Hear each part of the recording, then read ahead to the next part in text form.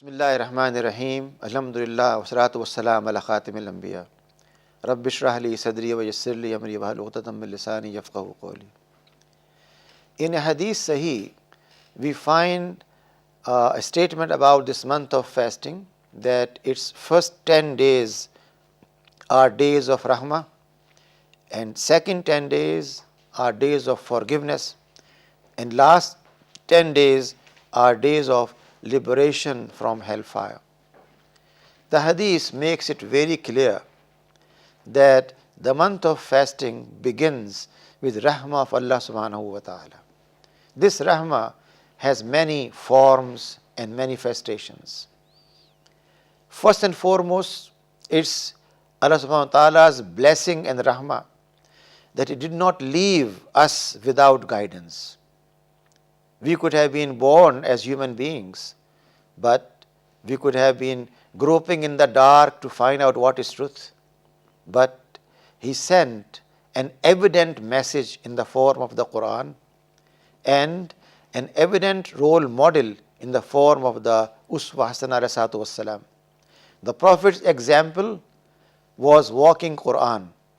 The Prophet's behavior was an indication how we can translate Quran in our life. The uniqueness of Islamic system is it is based on these two non-variables, the Quran and prophetic sunnah. The Quran has been guaranteed by Allah subhanahu wa ta'ala that He will protect it. Even if all copies of the Quran are withdrawn from libraries, millions of people have preserved it in their chest, in their memory. It cannot vanquish, it cannot be lost. The month of Ramadan provides that opportunity where throughout the world, globally, in every village and town, in a mosque, the same Quran is recited and heard which was revealed to Prophet peace be upon him. That many people cannot disappear, and therefore a continuity by two traditions. One, tradition of writing in book form, and second, tradition of memory. That makes the Quran a flawless text in world literature. Secondly, Allah subhanahu wa ta'ala's blessing in these 10 days and rest of the Ramadan is that He has provided us with an example of Prophet which is not difficult at all. The Quran told us, ad-deenu yusr, and Sayyida Aisha reports the Prophet peace be upon him always wanted for his ummah something which is easy. If he had option between two things, he will go for what is easy, because he knew whatever he is going to do, this ummah out of his love shall follow and imitate. And if ummah is to imitate something difficult, then Prophet will feel uncomfortable. Therefore, he did things in very simple and easy manner. Unfortunately, we think that Prophet peace be upon him lived a life which can only be followed by certain group of people who have secluded themselves from society, who live in forest or caves, or who are all the time reciting the Quran and doing nothing else. This is a wrong understanding of the seerah. Seerah means Rasulullah wassalam was not only receiving the Quran and communicating it, but he was also adjudicating matters in Masjid al-Nabawi. He was teaching Sahaba in Sufa. He was also helping his household affairs. He was helping Ummahatul Mu'mineen in setting things in home.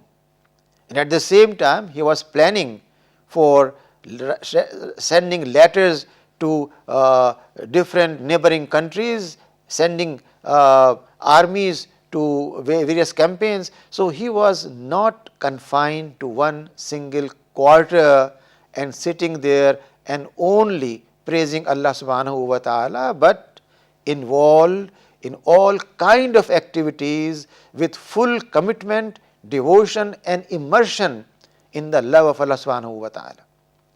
That makes his example not only comprehensive, not only complete, but also imitable, that we can copy it, we can very easily follow it.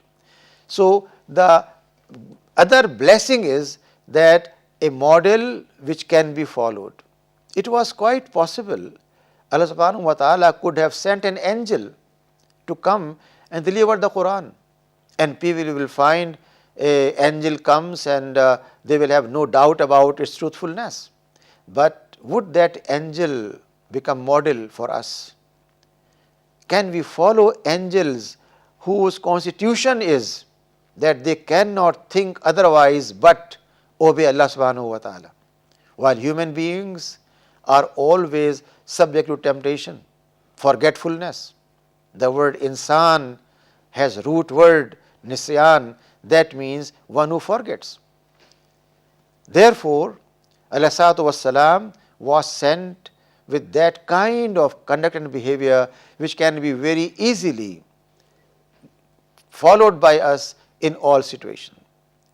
The hadith tells us that these first 10 days are full of rahmah, and we have always experienced that when Ramadan starts. Even in summers, Allah subhanahu wa ta'ala blesses Muslims by sometimes rain showers, sometimes clouds, sometimes less temperature, and so on and so forth. Second 10 days are days of maghfirah or forgiveness, and therefore we are told that in these 10 days we should recite dua for forgiveness of our sins, and that dua is to be accompanied by a resolution not to repeat what we have done. Therefore, astaghfirullah rabbi min kulli zammin wa atubu ilayh is one of those ad'iyah which have been taught by the Prophet, peace be upon him. Or Allahumma innaka afuun kareemun tuhibbul af fa'fu anni. Or if it is group of people, fa'fu anna, which means Allah subhanahu wa ta'ala, you are all forgiveness, and this servant of yours is requesting for forgiving. Please forgive. The wordings are so persuasive that when we use those wordings with sincerity, Allah subhanahu wa ta'ala responds immediately. Allah has said elsewhere, call me, I will respond. And that means Allah subhanahu wa ta'ala is always ready to accept our regrets, our istighfar, and always ready to forgive us. This month of fasting invites us, persuades us to be very sincere in these matters, and the middle 10 days are used for istighfar, for prayers collectively and individually. And then the last 10 days, as the hadith tells us, are those in which if a person is taking those seriously by i'tikaf, by reciting more of the Quran, by keeping vigil in odd nights, then these last 10 days become a shield against fire of hell. All three aspects highlighted by the hadith indicate kindness and love for Allah subhanahu wa ta'ala for humanity. In some religious traditions, the ultimate deity or God they believe in is very harsh and very much concerned about legal aspects. In some faith, the ultimate God is only love. In Islam, Allah subhanahu wa ta'ala is full of rahmah. Therefore, in the Quran, at least in 114 places, the beginning of every surah except one tells us that Allah subhanahu wa ta'ala is Ar-Rahman and Ar-Rahim.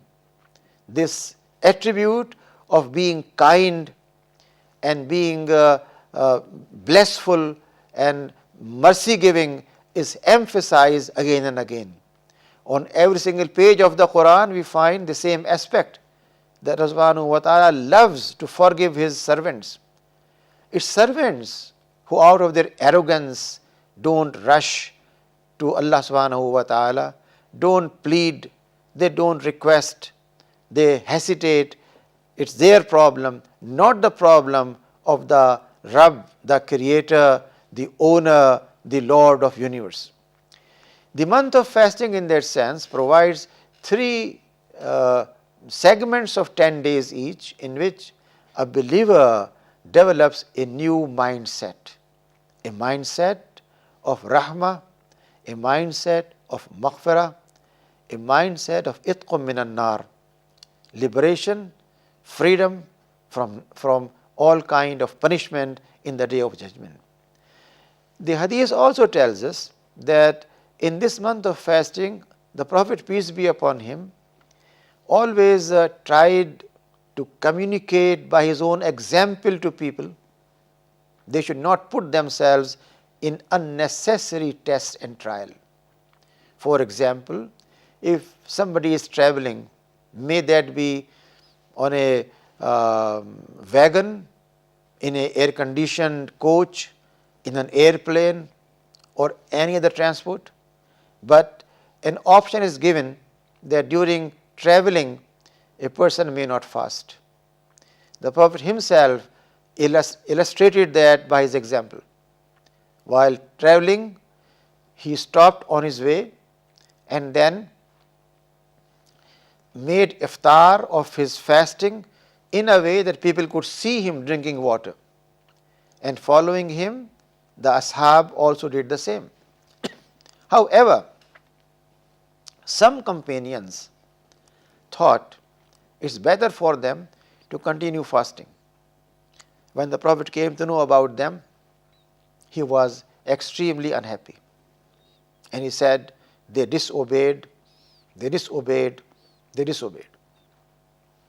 which means that if Prophet, peace be upon him, while traveling had his fast broken, then the Sahaba, just by seeing him, should follow. He does not have to tell them by word of mouth.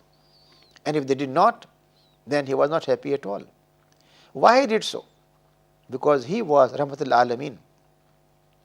He wanted the Ummah to understand that if you cannot tolerate a situation, there is in traveling such a pressure on you that you cannot travel properly, then it's better for you to make it up later on. You will not lose the reward. You will have same reward. We should not put ourselves in unnecessary pressure. The Quran tells us Allah does not put on a self more than what one can tolerate. La yukallifullahu nafsan illa wus'aha, which means wus'a of every individual will decide how much I can take, how much I can tolerate. And if I can tolerate in different situations, no need to break. But if it becomes intolerable, then taqwa is not in continuation, but in breaking the fast and then making it up to relieve ourselves. Islam is for relief of mankind, not for burdensome, not for any kind of hardships, but essentially to make life more pure, more easy, more comfortable, more meaningful, and more purposeful. Life has a purpose. It's not just a matter of enjoyment. It's a matter of how we fulfill the purpose and objective of life, which means how can we become better abd of Allah subhanahu wa ta'ala, better servant of Allah subhanahu wa ta'ala. The Quran tells us Allah subhanahu wa ta'ala has not created men or human beings and jinn, but for the purpose of ibadah. And this ibadah is not confined to prayer and fasting, but ibadah means devoting our whole life, our whole activities to be directed towards pleasing Allah subhanahu wa ta'ala. Every single act, even breathing, even walking, even running, even drinking water, becomes an aspect of ibadah. If a person is struggling, fighting for Islam, and that requires that he refresh himself by taking a glass of water, then since he is doing all this effort for the sake of Allah subhanahu wa ta'ala, his even drinking that water becomes an act of ibadah. Islam does not recognize two spaces, a space which may be sacred and a space which may be mundane or secular. In Islam, there is no concept of this separation. Life is one single unity. That's why Tawheed is the basic principle. And Tawheed means for every aspect of life, I do what Allah wants from me. Once we do that, then we have no division between worldly and local activities. We act, we do things for only one purpose. The purpose of life is to create a Tawheedi society. Therefore, in the month of fasting, things have to be done in a moderate manner, following the sunnah of the Prophet, peace be upon him, and not going to extremes, because torturing ourselves is not what Islam wants, but it wants us to live a life which is balanced and moderate and which aligns itself with the example of Prophet, peace be upon him. May Allah subhanahu wa ta'ala accept our fasting and make us from those who in every aspect of life follow the Quran and Prophetic Sunnah. Wa akhiru alhamdulillahi rabbil alameen.